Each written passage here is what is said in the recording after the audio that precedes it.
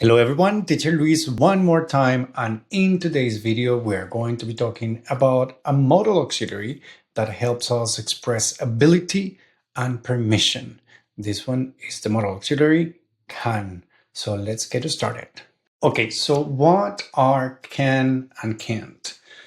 This modal auxiliary basically helps us to express when we have the ability to do something, or if we are granting or we are granted permission for something. Of course, its negative form, it will be the lack of the ability, or you are not allowed to do something. I have three examples in here.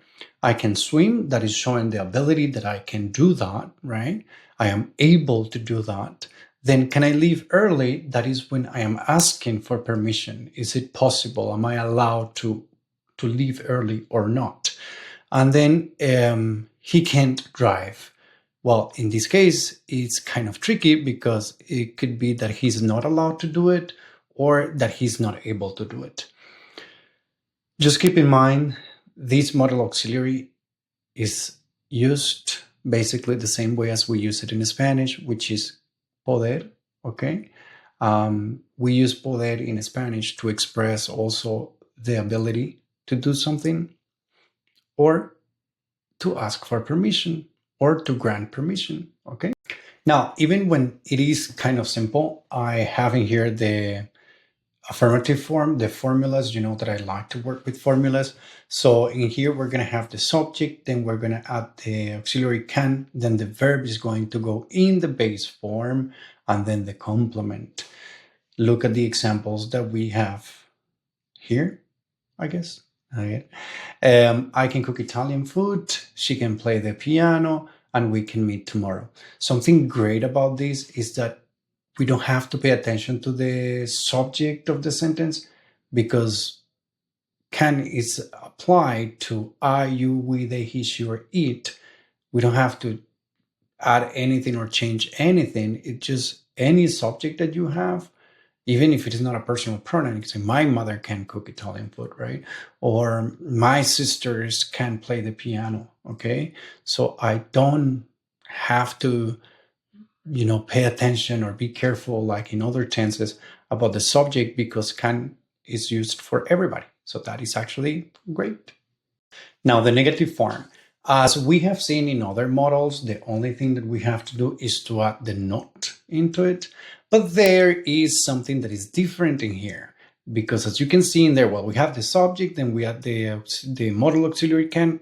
But look how when it is not contracted, when we use the long form without being contracted, cannot has to be written together. This is not a mistake. It's actually like that. It's the correct way to write it. You have to write can and not together, okay? Or you can contract it by just adding the apostrophe, right? And taking away the not, right? Can't. And then the verb in the base form again, and then the complement. But I can say, we have the examples in here. He can't swim very well. They cannot come to the party, or I can't understand this movie. Look how the second example, it is not the contracted form, but it still cannot is written together. So that is something different about this one. Keep it in mind. The yes-no questions. We have the formula again. So remember that we have to apply inversion most of the time when we ask yes-no questions. In English, it's such a pattern, it's crazy. So we add the can first, and then the subject, then the verb in the base form, and the complement. Remember, I have told you before, like every time that you ask a yes-no question, if you're going to give a short answer, you answer with that same modal verb. You can give full sentences as an answer, but it usually will have the modal, right? For example, I have, can you dance? Yes, I can, or no, I can't. Now, I can give a full answer like, oh, yes, I can dance, or no, I can't dance at all, right? So but you still use the modal. Then, can he drive? Yes, he can. No, he can't. His pretty simple. It's basically what we have been covering in the previous ones. You keep the same structure as the yes/no question, but then you add the WH word at the very beginning, okay? Most of the time. Now, we have the examples in here. It says, what can you do on a computer? What are your skills, right? Where can we eat dinner? Who can fix this? Now, in the third one, I put the third one because who is a question that asks for the subject of the sentence, okay? It's not like that all the time, but sometimes it happens. Who can fix this does not follow the formula, but simply because we don't know the subject of the sentence. And that's why we are asking for it. That's why we use who, right? So it follows almost the same structure without the subject, because who is actually asking for that subject, okay? So yeah, that's basically it. Now, common mistakes to avoid in here, we do not add a to, all right? He can to swim. No. We don't need to add that. It's just he can swim. In here, we don't need to worry about the third person. That is a mistake that sometimes the students make. Can she cooks, right? That is to ask a question. Can she cook, right? We don't even have to worry about that in here. The verb goes in the base form, and the same happens with the third example. She can sings. That is a mistake that sometimes students make, but no, don't worry about it. You just need the subject, the modal auxiliary can, and then the verb in the base form, and that's it.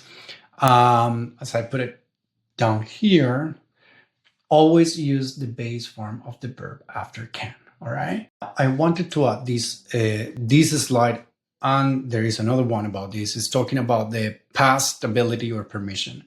In this case, we're going to use could or couldn't as the past form of can and can't, okay?